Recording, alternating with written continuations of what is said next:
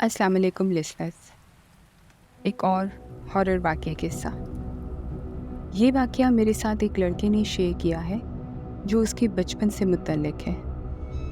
उसका नाम फ़ियाज़ है और वो क्वेटा के रहने वाले हैं।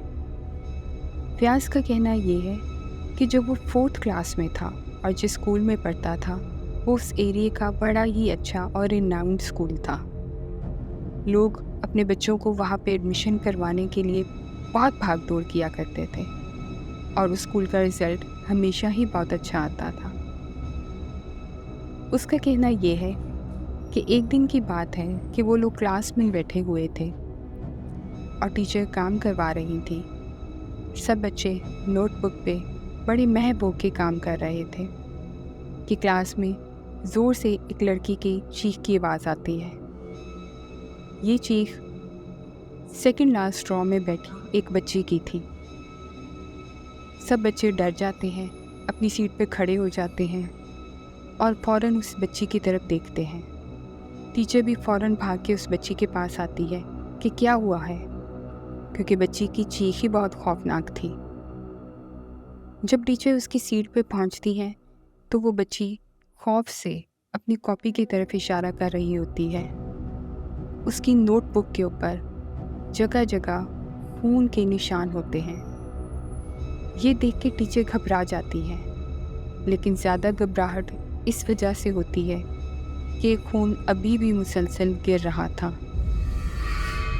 खून क्लास की छत पे से कतरा बा कतरा गिर रहा था। जब टीचर छत की तरफ देखती हैं तो सब बच्चों की नज़र भी छत की तरफ जाती है। सब बच्चे डर जाते हैं और सब बच्चे चीखें मार के क्लास से बाहर की तरफ भागते हैं। टीचर भी बच्चों को लेके बाहर आ जाती है। ये बात जंगल में आग की तरह फैलती है। सारे स्कूल को खबर हो जाती है। प्रिंसिपल फ़ौरन आते हैं कि क्या हो गया है। क्लास टीचर प्रिंसिपल को सारा माजरा बताती है और बच्चों को ग्राउंड में बिठा के खुद प्रिंसिपल के साथ क्लासरूम में जाती हैं। प्रिंसिपल भी ये सब कुछ देख के हैरान है। फ़ौरन ऑफिस के मेनियल स्टाफ को बुलाया जाता है।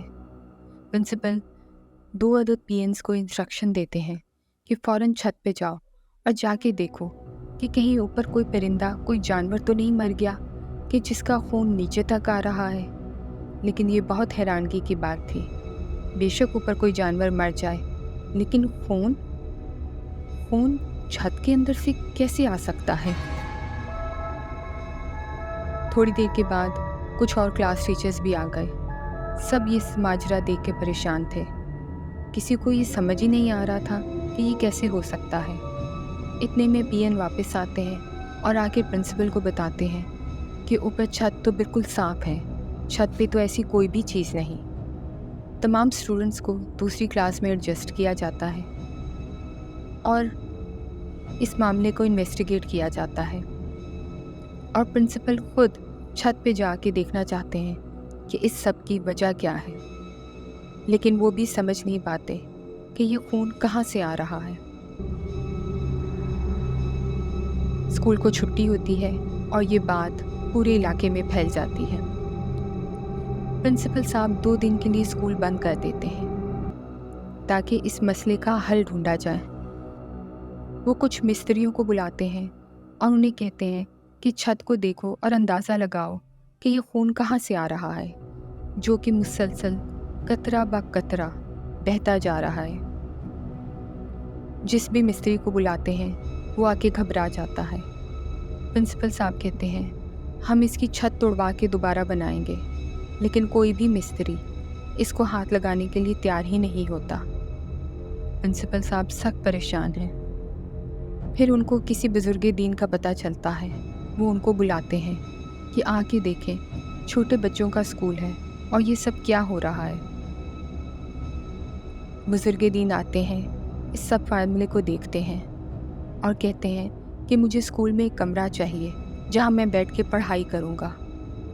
ऐसा ही होता है और 2 दिन की मुसलसल पढ़ाई के बाद वो बुजुर्ग दीन प्रिंसिपल साहब को बताते हैं कि बहुत अरसा पहले इस स्कूल की जगह पर एक कब्रिस्तान था और जहाँ पे ये क्लासरूम है वहाँ पे किसी की कब्र थी। और पता नहीं उस कब्र पे जो भी शख्स था उसके साथ ऐसा क्या गुज़रा था कि जिसकी वजह से इस जगह पे फ़ोन गिर रहा है।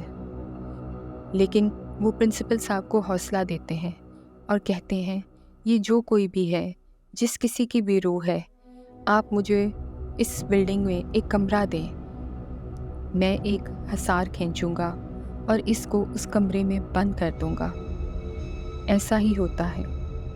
पिछले ग्राउंड की बैक पे 2 कमरे थे जिनको अमूमन स्टोर के लिए इस्तेमाल किया जाता था। प्रिंसिपल साहब उस एक कमरे को खुलवाते हैं और उस बुजुर्ग दीन को कहते हैं कि आप इस कमरे को अपने मकसद के लिए इस्तेमाल कर सकते हैं। बुजुर्ग दीन कहते हैं स्कूल में मज़ीद 2-3 दिन के लिए छुट्टी का ऐलान कर दें, क्योंकि हमें ये सब करने में 2-3 दिन मज़ीद लगेंगे। ऐसा ही होता है। 2-3 दिन की मुसलसल पढ़ाई के बाद वो बुजुर्ग दीन उस कमरे को ताला लगाते हैं और प्रिंसिपल साहब को उसकी चाबी पकड़ा के कहते हैं, अब कुछ भी हो जाए, कोई भी आवाज़ आए, कुछ भी हो, आंधी, तूफ़ान, बारिश, किसी भी किस्म का मसला हो जाए, आपने इस कमरे को नहीं खोलना। प्रिंसिपल साहब समझ जाते हैं, चाबियां संभाल लेते हैं और बुजुर्ग दीन का शुक्रिया अदा करते हैं। ये वाक़या पूरे इलाके में एक खौफ व हरास फैला देता है। बहुत से पेरेंट्स अपने बच्चों को स्कूल से ले जाते हैं और किसी और स्कूल में एडमिशन करवा देते हैं। फ्याज का कहना ये है कि मैं उसी स्कूल में रहता हूँ। मेरे पेरेंट्स कुछ दिन के लिए तो मुझे छुट्टी करवाते हैं और उसके बाद फिर हम रेगुलर स्कूल आना शुरू कर देते हैं। आहिस्ता आहिस्ता दिन गुजरते गए और फिर सब हालात नॉर्मल होते गए। आहिस्ता आहिस्ता लोग इस बात को भूलने लगे। फ्याज का कहना ये है कि जब मैं 7th क्लास में था तो बॉयज़ और गर्ल्स का सेक्शन अलहदा हो जाता है। गर्ल्स दूसरी बिल्डिंग में हैं और हम बॉयज़ इसी बिल्डिंग में रह जाते हैं। फ्याज का कहना ये है कि एक दिन स्कूल वैन के जल्दी आने की वजह से मैं और मेरा दोस्त हम स्कूल में सबसे पहले पहुंच जाते हैं। यहाँ तक कि अभी पीएन भी गेट पर नहीं पहुंचा होता। हमारे पीएन का नाम इकबाल था। हम उसको आवाज़ देते हैं, गेट खुलवाते हैं और दोनों अंदर आ जाते हैं। अपनी क्लास में जाते हैं। मैं फ्रंट सीट पे बैठता था, इसलिए मैं अपना बैग फ्रंट सीट पे रख देता हूँ और मेरा दोस्त बैक सीट पे बैठता था, इसलिए वो अपना बैग पिछली सीट के ऊपर रख देता है।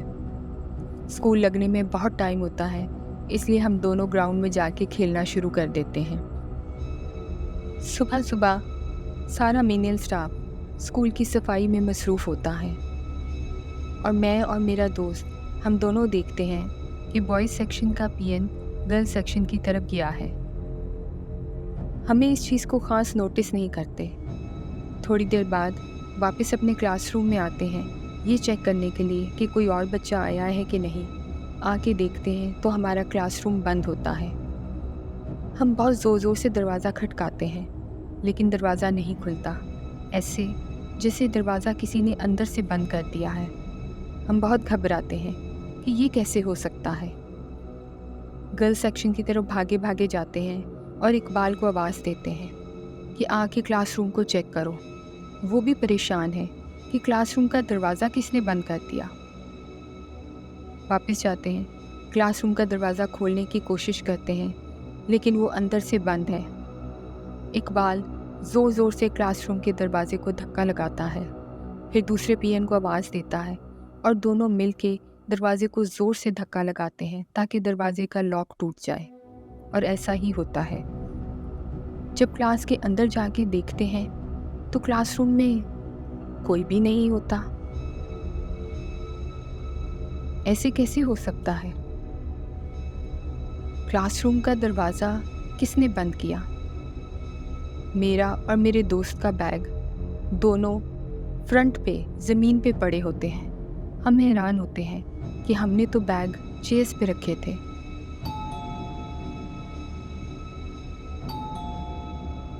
इतने में बेल की आवाज़ बजती है। ये बेल प्रिंसिपल के ऑफिस की थी, लेकिन इकबाल घबरा जाता है क्योंकि प्रिंसिपल प्रिंसिपल तो 2 दिन की छुट्टी पे है। फिर ये बेल किसने बजाई? बेल फिर से बजती है। इकबाल भागा भागा प्रिंसिपल के ऑफिस जाता है और वहाँ जाके देखता है तो ऑफिस में कोई भी मौजूद नहीं होता। अब इकबाल भी घबरा गया है कि ये सब क्या हो रहा है। वापस क्लासरूम की तरफ आता है और आके दूसरे पीएन को बताता है कि प्रिंसिपल के ऑफिस में तो कोई भी नहीं था, फिर बेल किसने बजाए। अभी वो दोनों ये बातें कर ही रहे होते हैं कि स्कूल की टाइम बेल बजनी शुरू हो जाती है। ये दोनों फिर घबरा जाते हैं। फ़ौरन जाके टाइम बेल के पास देखते हैं, लेकिन वहाँ पर भी कोई नहीं होता।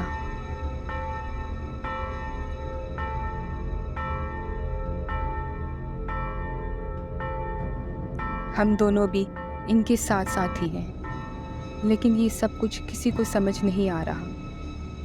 हम इसी कश्मकश में होते हैं कि आहिस्ता आहिस्ता स्कूल में बच्चे आने शुरू हो जाते हैं। इकबाल दूसरे पीएन को और हम दोनों को समझाता है कि इस सारे वाक़े का ज़िक्र किसी से नहीं करना।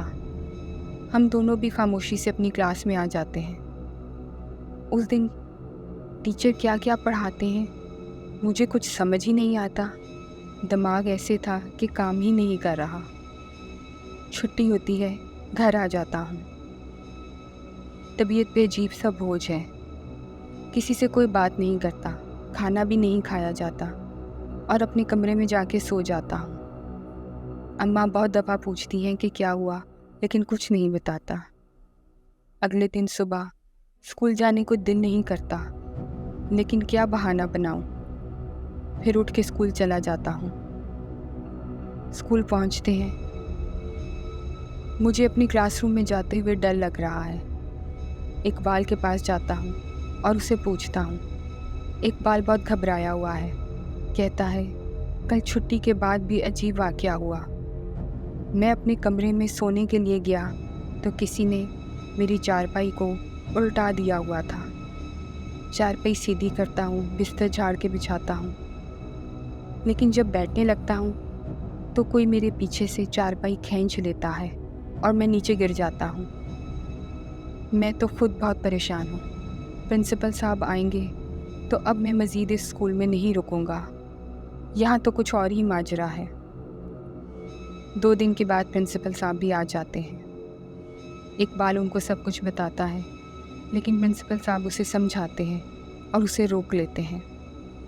मालूम नहीं स्टाफ के अंदर क्या डिसाइड होता है कि 7th क्लास के 3 सेक्शन बना देते हैं। नया तीसरा सेक्शन 7th वाइट। पहले ऑलरेडी 7th क्लास के 2 सेक्शन थे। दोनों क्लासेस में से कुछ कुछ बच्चों को निकालते हैं और एक 3rd सेक्शन बना देते हैं। इसकी वजह क्या थी समझ नहीं आती। अब इन बच्चों को बैठाना किधर है, क्योंकि स्कूल में तो कोई क्लासरूम खाली ही नहीं होता। फिर ये डिसाइड होता है कि पीछे ग्राउंड में जो 2 कमरे हैं उनमें से एक कमरे को खुलवा के इनका क्लासरूम बना दिया जाए। ये दोनों वही कमरे थे। एक कमरे को ताला लगा था और दूसरे कमरे में हमारी क्लास को शिफ्ट कर दिया जाता है।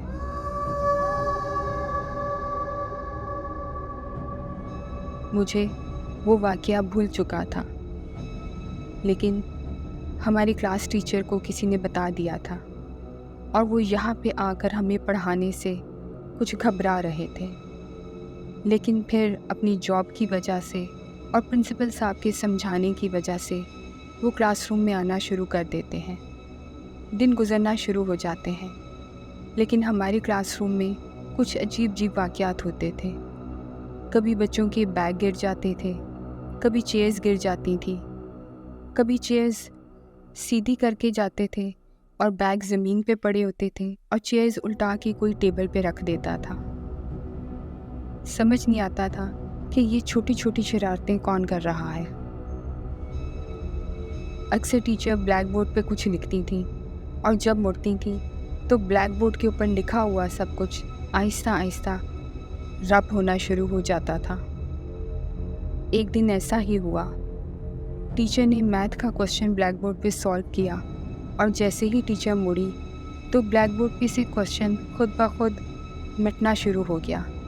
ये देखना था कि बच्चे डर गए और जब टीचर ने मुड़ के देखा तो वो भी डर गए और हम सब क्लासरूम से बाहर भाग गए।